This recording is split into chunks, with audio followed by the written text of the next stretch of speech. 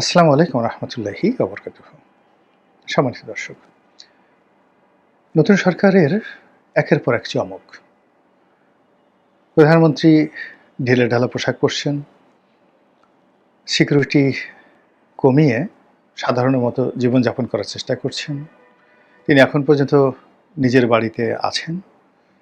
তারপর ওরকম মঞ্চে গদিওয়ালা বড় চেয়ারগুলোতে তিনি বসছেন না এবং বিভিন্ন মানুষকে তিনি সম্মান প্রদর্শন করছেন। রাস্তায় জনগণের সঙ্গে হাত নাড়ানাড়ি করছেন।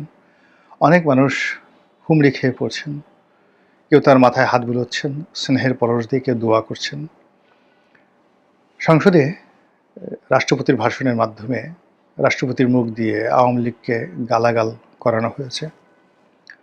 সংসদে ব্যাপক হারে মুক্তিযুদ্ধ বিরোধী যে শক্তি, তাদের যে উপস্থিতি এবং পাকিস্তানের দোসর ৭১-এ পরাজিত শক্তি, স্বাধীন বাংলাদেশের পতাকাধারী, বিতর্কিত নয়, একেবারে পতাকাধারী, কোনো দয়ায় নয়, মন্ত্রী পদমর্যাদায় সেই জামাতের সভাপতি ডক্টর শফিকুর রহমান, তিনি বিরোধী দলীয় নেতা, মন্ত্রীর পদমর্যাদায় থাকবেন, তার গাড়িতে পথ করে জাতীয় পতাকা উড়বে। এর আগেও আওয়ামী লীগের মানে সেই ২০০১ সনে আওয়ামী লীগ জমানার পরে ২০০১ সনে জামাত বিএনপি সরকারে জামাতে দুজন মন্ত্রী ছিলেন, তাদেরও গাড়িতে পথ করে পতাকা উড়েছিল, বলা হয়েছিল বিএনপি দিয়েছে। কিন্তু এইবার কিন্তু বিএনপি দেয়নি। এবার জামাত তার আপন শক্তিতে, আপন কৌশলে তাদের গাড়িতে তারা পতাকা লাগিয়ে ফেলেছে এবং স্বাধীন বাংলাদেশের সংসদে তারা প্রধান বিরোধী দল এবং ওই সংসদে দাঁড়িয়ে তারা শোক প্রস্তাবে ৭১-এর মহান মুক্তিযুদ্ধের বিরোধিতা করা এবং যুদ্ধাপরাধের দায়ে যারা সাজাপ্রাপ্ত হয়েছেন, যাদেরকে মৃত্যুদণ্ড দেয়া হয়েছে, তাদের ব্যাপারে শোক প্রস্তাব সংসদে উত্থাপন করা হয়েছে এবং বিএনপিকে সেটা সানন্দে গ্রহণ করতে হয়েছে। এতই জামাতের ক্ষমতা। আমরা যারা বাইরে আছি, সরকারের বাইরে আছি, আমরা যেভাবে সরকারকে দেখি, সরকারের ভিতরে থেকে আসলে সেভাবে দেখা সম্ভব নয়। আমরা যেটা দেখছি যে সরকার বর্তমানে স্বয়ং প্রধানমন্ত্রী জামাতের এজেন্ডাগুলো বাস্তবায়ন করার চেষ্টা করছেন। জামাত যে ইসলামাইজেশনের কথা বলছে, সেই ইসলামাইজেশনের চাইতেও আরও কড়া ইসলামাইজেশন করার জন্য তারা চেষ্টা করে যাচ্ছে।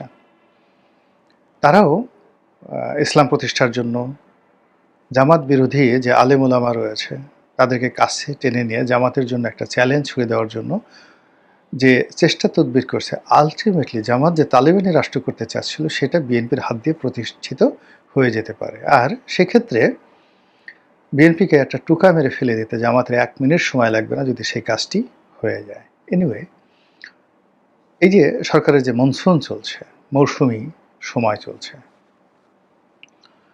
বা সরকারের যে বসন্ত চলছে, সরকারের যে হানিমুন পিরিয়ড চলছে, এই পিরিয়ড কিন্তু ঈদের পরে থাকবে না। ঈদের পরে অনেকগুলো সমস্যা দেখা দেবে সরকারের ভিতরে, সরকারের বাইরে, ক্ষমতাসীন রাজনৈতিক দল বিএনপি, তাদের ভেতরে বাইরে, এবং সরকার এবং এই দল নিয়ে আমাদের দেশের রাজনৈতিক দলগুলোর সমীকরণ টানাটানি, তার সঙ্গে সঙ্গে মন্ত্রিপরিষদের টানাটানি, ধাক্কাধাক্কি এবং আন্তর্জাতিক অঙ্গনে টানাটানি শুরু হয়ে যাবে। সেক্ষেত্রে এই যে এখন যে সকল চমক দেখানো হচ্ছে, যে সকল বিষয়ে প্রধানমন্ত্রীকে একেবারে লাইমলাইটে আনা হচ্ছে, যে কোনো কিছু নেই, সবার নজর কেবলমাত্র প্রধানমন্ত্রীর দিকে, কোনো মন্ত্রী নেই, কোনো স্পিকার নাই, নো বডি, নো পলিটিশিয়ান, সমস্ত নজর শুধুমাত্র জনাব তারেক রহমান সাহেবের দিকে। এই যে একটা ভাইব তোলা হচ্ছে, ঠিক এটার সঙ্গে যদি আপনি তুলনা করেন সাবেক শেখ হাসিনার জমানাতে, ঠিক এরকম ছিল। এরশাদ জমানাতে ধরেন রওশন এরশাদ এবং এরশাদ, তারপরে অন্যান্য মন্ত্রীদের মধ্যে মোটামুটি সেই ইমেজ শেয়ারিংয়ের একটা ব্যাপার ছিল, পাওয়ার শেয়ারিংয়ের একটা ব্যাপার ছিল, কালেকটিভ লিডারশিপের একটা ব্যাপার ছিল। কিন্তু শেখ হাসিনার জমানাতে, বিশেষ করে ২০১৪ সনের পরে অল কালেকটিভনেসটা শেষ হয়ে গিয়ে সমস্ত ক্ষমতা, দৃষ্টি, সব কিছু মোতাবজ্জহ হয়েছে শেখ হাসিনার দিকে। ঠিক সেম জিনিসটা হুবহু কপি করা হচ্ছে এখন তারেক রহমান সাহেবের ক্ষেত্রে। এখন এটা তারেক রহমান সাহেব বুঝে হোক, না বুঝে হোক, জেনে হোক, না জেনে হোক, পুরো সিস্টেমটা এরকম যে তিনি এটা এনজয় করছেন। অন্যদিকে দেখুন ৭৫-এর ১৫ই আগস্টে বঙ্গবন্ধুকে যে কারণে মারা হলো। তিনি বাকশাল প্রতিষ্ঠা করেছিলেন, একদলীয় শাসন, স্বৈরাচারী শাসন ব্যবস্থা প্রবর্তন করেছিলেন এবং প্রেসিডেন্সিয়াল ফর্ম অফ গভর্নমেন্টের মাধ্যমে যে ১ম দফার একনায়কতন্ত্র, আবার ২য় দফার একনায়কতন্ত্র হলো যে বাকশাল প্রতিষ্ঠার মাধ্যমে। তো সেক্ষেত্রে বাকশালের নেতা হিসেবে বঙ্গবন্ধুর হাতে যে একছত্র ক্ষমতা দেওয়া হয়েছিল হুবহু কোনো রকম কাটছাঁট ছাড়া, সেই ক্ষমতাটি কিন্তু জিয়াউর রহমান সাহেব ভোগ করেছিলেন। আবার ঠিক সেই ক্ষমতাটা এরশাদ সাহেব ভোগ করেছেন। আবার যখন আমরা সংসদীয় গণতন্ত্রে ফিরে এলাম, একই ক্ষমতা প্রধানমন্ত্রীর কার্যালয়ে চলে গিয়েছিল। তো প্রধানমন্ত্রীর কার্যালয়ে চলে যাওয়ার পরেও ২০০০ সেই ১ সন অবধি মোটামুটি এটা একটা ব্যালেন্সিং হতো, পাওয়ারের ব্যালেন্সিং হতো।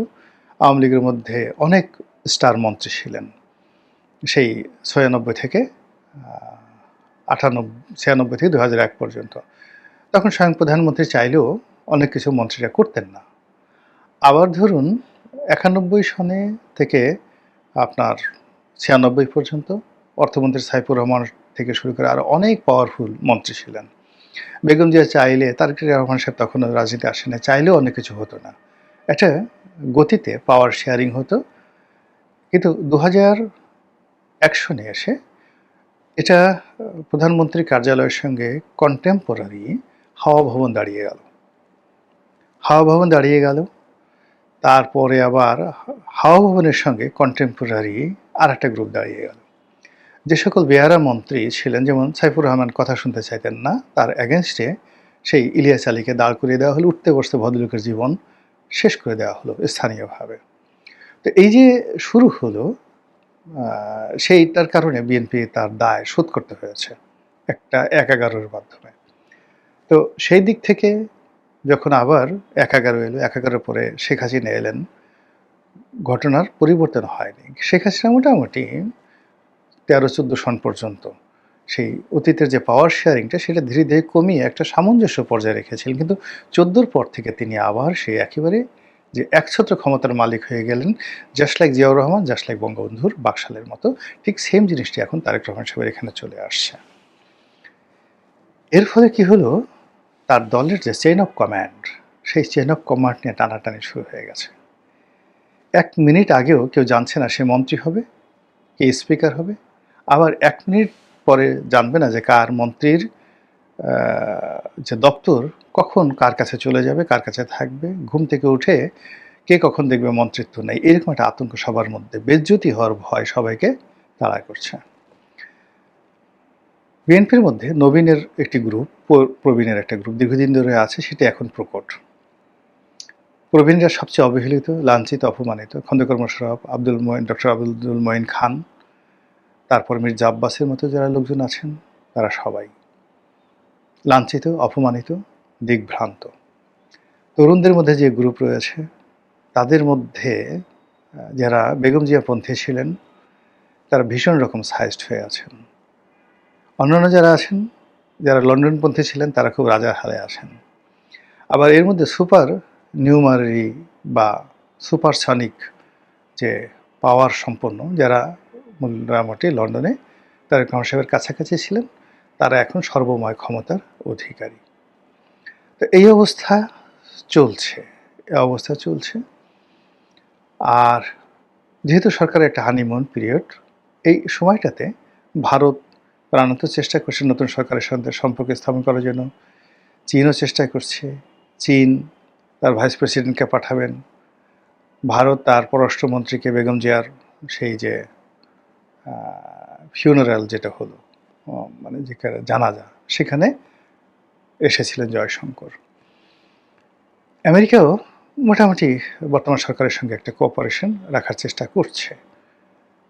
রাশিয়াও সম্পর্ক রাখার চেষ্টা করছে। ফলে এটা সরকারের জন্য একটা হানিমুন পিরিয়ড এবং দহরম মহরমের ভাব। কিন্তু এটা থাকবে না। এর কারণ হলো তারেক রহমান সাহেব একটা সিদ্ধান্ত নিতে হবে। ভারত কোনো অবস্থাতে চীনকে মেনে নেবে না, চীন কোনো অবস্থাতে ভারত মেনে নেবে না। শেখ হাসিনা যেটা পারেননি, এটা তারেক রহমান সাহেব যদি পারেন, অবশ্যই তাকে ধন্যবাদ দিতে হবে। কিন্তু সামনের দিনগুলোতে শেখ হাসিনার জমানাতে যে অর্থনৈতিক সমস্যা ছিল তার সাথে আরও 10 টাইমস সমস্যা রয়েছে। এই সমস্যাগুলো মাথায় নিয়ে কূটনৈতিক যে তৎপরতাগুলো রয়েছে সেগুলো তার পক্ষে মোকাবেলা করা সম্ভব না। এর বাইরে সরকারের মধ্যে গুপ্ত শিবির আছে, প্রশাসনের মধ্যে আছে, দলের মধ্যে গুপ্ত শিবির আছে এবং আমরা বাইরে থেকে দেখতে পাই যে এই লোকগুলো শিবিরের। কিন্তু ক্ষমতার বলয়ের মধ্যে তারেক রহমান সাহেব দুর্ভাগ্যজনক হলেও সত্যি তার পক্ষে সম্ভব না।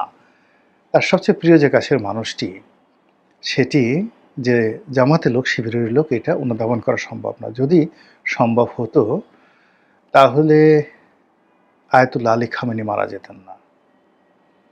তার দেহরক্ষী মোসাদের এজেন্ট ছিল, দেহরক্ষী। এবং তার জেনারেলদের মধ্যে এই যে আরজিসি, যে ইরানের যে আরজিসি, এর মধ্যে সবচেয়ে ইফেক্টিভ জেনারেল, আমার নামটা মনে আসছে না, তাকে মৃত্যুদণ্ড দেওয়া হয়েছে। খামেনির একদম কাছে, যিনি কথায় কথায় খামেনির কপালে চুমো দিতেন, হি ওয়াজ এ মোসাদ এজেন্ট।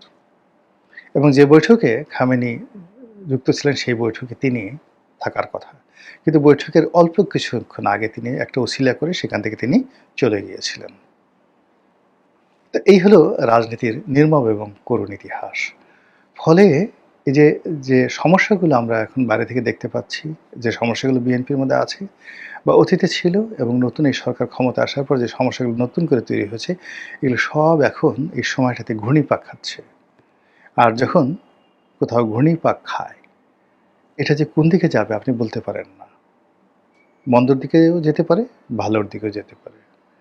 ঘূর্ণিঝড়ে টর্নেডো তৈরি হতে পারে, আবার সেটা মুহূর্তের মধ্যে শেষও হয়ে যেতে পারে। মহান আল্লাহ আমাদের সবাইকে হেদায়েত দান করুন এবং আমাদের দেশের প্রতি তার খাস রহমত এবং বরকত নাজিল করুন। আসসালামু আলাইকুম ওয়া রাহমাতুল্লাহি ওয়া বারাকাতুহু।